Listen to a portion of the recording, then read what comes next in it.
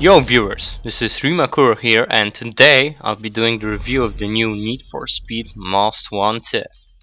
And straight away, everyone can see it's a different game compared to its predecessor. Completely different. Starting from graphics, through physics, and ending with all new features that this game provides, with the biggest being the auto-lock. Auto-log alert. Speaking of the devil, it now works more in-depth compared to its Hot Pursuit version. It can track now everything, even car milestones, and it can even show on a small bar at the bottom of the screen the actual progress of it. Just like you can see now. Graphic wise, this is probably the best looking racer right now, as I shall now demonstrate with the highest settings. You can see the reflection from the water on the road surface, you can see the lighting and shadows doing amazing work, and the lights of the car also cast the shadows. Nice! Now, with the lowest settings. The reflections are gone, since there is no water. Lighting is very simple, and with the shadows at low, you just have some shadows. But even so, the game looks amazing, and that's why it gets 10 out of 10 in the graphics department. Moving on to gameplay, you've got lots of it from Burnout Paradise, like billboards, workshops, which are also paint shops, by the way, and instead of road records we have now speed cameras. Now, billboards work simply as jump spots and length information. If you don't have the longest jump, then somebody else's face is on that billboard. Simple, yet very effective. Speed cameras can be annoying because they flash, but if you're number one there, then you feel a lot better. Now if you crashed or want to change paint, you can go to the nearest workshop, like this one. Get repaired, repainted, and go on. Acquiring new cars is very easy. You got 31 cars available to find from the very start. You just need to drive up to them and change to them. Simple as that. 10 most wanted cars needs to be unlocked, just so you know. When you get into a new car, you've got a list of races available. Each race has some mods that can be unlocked, like tires, nitro, suspension, body, etc. You can either drive or teleport straight away if you have the race found already. Cars can be found in many places, like this warehouse or in a beach. On each car you have the number of milestones completed. Also, you can change your cars with the help of auto-lock. Just choose a car from the list and jump to it. Simple as that.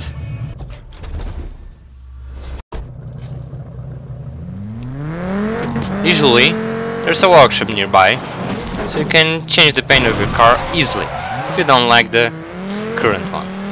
When it comes to Viper, I like it being red. Just keep in mind that you may need to visit a workshop a few times until you get the desired color, which can be a pain in the ass. Some of you may notice the license plate. It's really customizable, and that's why mine is just as it is. The background is solely for multiplayer mode, and that's the main reason why almost every plate has to be unlocked in the multiplayer mode. And there's a lot of them to unlock. When you will be thinking on what to type on your license plate, keep in mind that the limit is 8 characters. So keep it short if you can.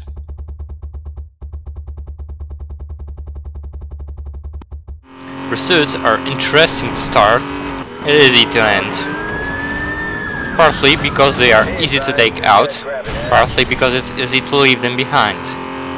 Stop, turn off the engine, and let the heat go down quickly. That's the best method to lose the cops. But keep in mind that the cops are not stupid. Ignore that one. On higher levels, they make you run for your money. Seriously. When playing on single player, just drive in the race, burn your tires, and off you go. The race screen shows the most wanted list and the speed wall of the race, so you know who's got what time. Each race starts off cinematic, which can be skipped, so no worries there. Playing against AI is simple. Just slam them on the road, nitro on the straights, and drift in tight corners. It can become a bit problematic when trying to get a good time. Then slamming and going with the AI, trading paint and so on is not the best way. It's just not. The post race screen is just the same as the starting one, with the scores updated. And keep in mind that the game continues after a race. The biggest fun comes with the multiplayer mode. To activate it, you simply join with your friends or a public game. Things work differently in multiplayer. To get cars, you need the speed level. And to get mods, you need to drive a certain distance with a car. At the start, you get only nitros, and keep in mind that some cars are available only in the multiplayer. Before any event starts, everyone has to drive to the meet-up point. On your way there, you can get some achievements, like the near miss chain and so on, for which you can unlock new license plates. Once you're at the place, you wait for the right moment to start, and off you go. It's usually a bit of a mayhem there. I need to note out that changing cars in the middle of the race is a bit of a cheat. Once you finish the race, you can take down those that are still racing, or those that finished, which can prove quite satisfying if you lost. Apart from races, there are a few other modes like drifting, speed challenges, takedowns, etc. And in every one of them, taking down opponents is a way to get advantage. There are also team challenges like the Steam Race, where spotting enemies helps your team and grants you points. So not only does the position count, but the overall score of the team also, which means takedowns are a must. Overall, the gameplay gets 10 out of 10.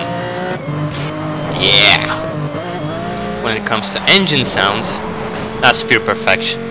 Astons have that low-pitched, heart-shaking sound. Viper's V10 has that special sound which can be found only in Vipers. And Lambos, like all Lambos, have the very high-pitched sounds, which sounds best in the tunnels. And the environment is at the same level. Soundtrack? Well, it just fits to the game, and that's all that matters. So overall, in the sound department, it's another 10 from me. From the technical point of view, there are only two things that are a problem. First one are those occasional freezes for a few seconds, which prove to be problematic when you are in a tight situation. Second thing is the optimization of the game. You really need a powerful PC to run this in high and in full HD. And because of this, you also get this amazing graphic at low settings. Overall, I would say 8 out of 10. Few other things to say. The map is not too big, but not small.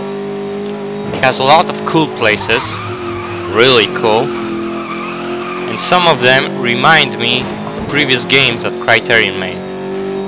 Like this spiral corner, for example, which could be seen in Hot Pursuit. Big plus for this and the highway that covers the entire map. About the amount of the cars in the game, let me put it this way. There is enough brands in the game, but not enough selection in them. In other words, we've got one Viper, one Aston, one Koenigsegg, which is this one Maserati, one Skyline, etc. And it's the same thing with every brand. They lack some iconic names like Murcielago or Carrara GT.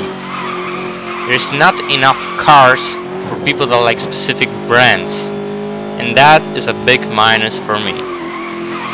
There could also be more personalization settings, like default color for a car in single player mode, etc. Those small things really make a difference. Like a simple option to call start menu in the crash animation to save some time. And because of those small things and the lack of R54 and Viper ACR, in the other section it gets measly 5 out of 10 points. Now, the most important part, the feel of the game. Before we start, I want to say one thing. Every single person that says, "This is not Most Wanted anymore," has something wrong with their head. I buy a game because I like it, not because it's called one way or another.